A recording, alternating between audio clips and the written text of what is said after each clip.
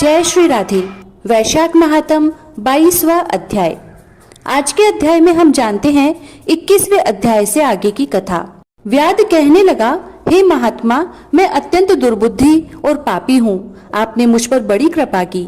हे दया के सागर, अब मुझ पर ऐसी कृपा करो कि जिससे अब मेरी बुद्धि दूषित होकर खोटे कर्मों में न जाए। अतः आप मुझे उपदेश दीजिए। व्याध के ऐसे वचन सुनकर मुनि ने उसको धन्य धन्य कहा और फिर उसको उपदेश देते हुए बोले कि हे व्याध, यहाँ पर धूप अत्यंत तेज है, न छाया है न पानी। इस कारण चलो कहीं दूसरी जगह जल पीकर और छाया में बैठ स्वस्थ चित्त से तुम्हारे सामने पाप नाशक महात्म का वर्णन करूंगा। व्याध हाथ जोड़कर कहने लगा कि यहाँ से थोड़ी दूर पर एक निर्मल सरोवर है, जहाँ फूलों से लदे हुए अनेक कैथ के वृक्ष हैं। वहाँ निश्चय ही चित्त प्रसन्न होगा। व्याध की यह बात सुनकर शंख मुनि उसके साथ चल दिए और थोड़ी दूर पर जाकर उन्होंने देखा कि एक निर्मल सरोवर है। मुनि ने उस सरोवर में स्नान किया, फिर देव पूजन कर व्याध के लाए हुए श्रम नाश मीठे कैथ के फल खाए। तत्पश्चात व्याध कहने लगा कि महात्मन, यदि आप मुझ पर कृपा करो तो यह बतलाइए कि कौन सा कर्म करने से मुझे व्याध जैसी बुरी योनि मिली और फिर आपका सत्संग हुआ। मुनि हंसकर कहने लगे कि तुम शाकल नगर में वेद पाठी ब्राह्मण थे। तुम्हारा नाम स्तंभ और गोत्र श्रीवत्स था।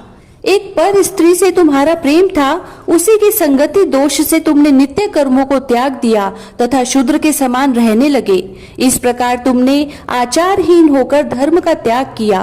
परंतु तुम्हारी स्त्री जो अत्यंत रूपवती थी, तुम्हारी और उस स्त्री की बहुत सेवा किया करती थी। तुम दोनों पलंग पर सोते, वह नीचे सोती, तुम्हारे पैर धोया करती थी। उस स्त्री के मना करने के बाद भी तुम्हारी पत्नी उस स्त्री की और तुम्हारी सेवा किया करती थी। एक दिन तुमने भैंस का दूध और मूली खाई तथा तिल भी खाए। इस अपचे भोजन से तुमको दस्त और वमन दोनों होने लगे और फिर दारुण भगंदर रोग हो गया। जब तक घर में धन रहा पर स्त्री भी वहां रही, फिर सब धन लेकर वह भी चली। इस बार तुमको बड़ी घृणा हुई और तुमने अपनी पतिव्रता स्त्री से कहा कि मैं अत्यंत निष्ठुर यथा वैश्यगामी हूँ। हे सुंदरी, मुझ पापी ने तेरा कुछ उपकार नहीं किया। जो अपनी नम्र भार्या का मान नहीं करते वह 15 जन्म तक नपुंसक होते हैं। मैं रात दिन महात्माओं और तेरी अवज्ञा करने से निश्चय ही पाप योनि में पड़ूंगा। तेरे विनीत भाव पर भी मैं महाक्रोध ही करता रहा हूँ। इस प्रकार कहने पर वह तुम्हारी स्त्री हाथ जोड़कर कहने लगी कि स्वामी, आप ऐसा क्यों कहते हो? मैंने आप पर कभी क्रोध नहीं किया। यदि मुझको कुछ दुख प्राप्त हुआ तो मेरे कर्मों का फल है।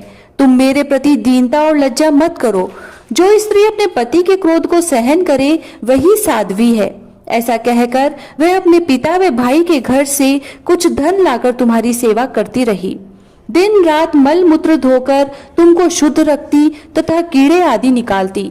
रात दिन नींद आदि का त्याग कर अपने भर्ता के दुख से दुखी होकर कहती, हे पितरेश्वरी, तुम मेरे पति को रोग से मुक्त करो तथा मेरे पति को पापहीन करो। तब एक बार महात्मा देवल वैशाख में गर्मी के मारे संध्या समय तुम्हारे घर आए। उसको देख तुम्हारी स्त्री कहने लगी कि अब वेद मेरे घर आ गए हैं, अब इनके द्वारा मेरे पति का रोग नष्ट हो जाएगा। उनके चरण धोकर तुम्हारी स्त्री ने अपने सिर पर वह चरणोदक छिड़क लिया। फिर महात्मा को गर्मी से व्याकुल देख शरबत पिलाया। दूसरे दिन प्रातः वह महात्मा चले गए।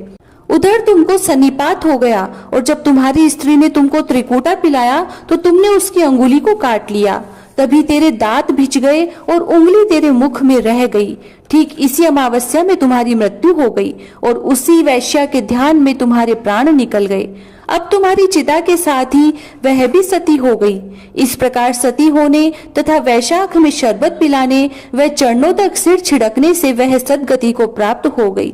यद्यपि तेरे सब पाप नाश हो गए थे, परंतु अंत समय में वैश्या का ध्यान करने से तूने व्याध के घर जन्म लिया।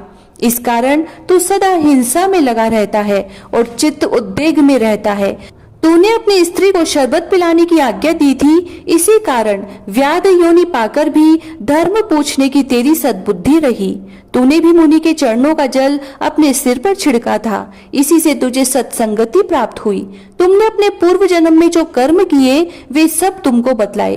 तेरे यह सब पाप पुण्य मैंने दिव्य दृष्टि से देखे हैं। अब तुम्हारी कोई और गुप्त बात पूछने की इच्छा हो तो वह भी पूछ लो। तेरा चित्त शुद्ध हो गया है, अतः तेरा कल्याण हो। इसके आगे की कथा जानते हैं अगले अध्याय में। 22वां अध्याय समाप्त। जय श्री राधे।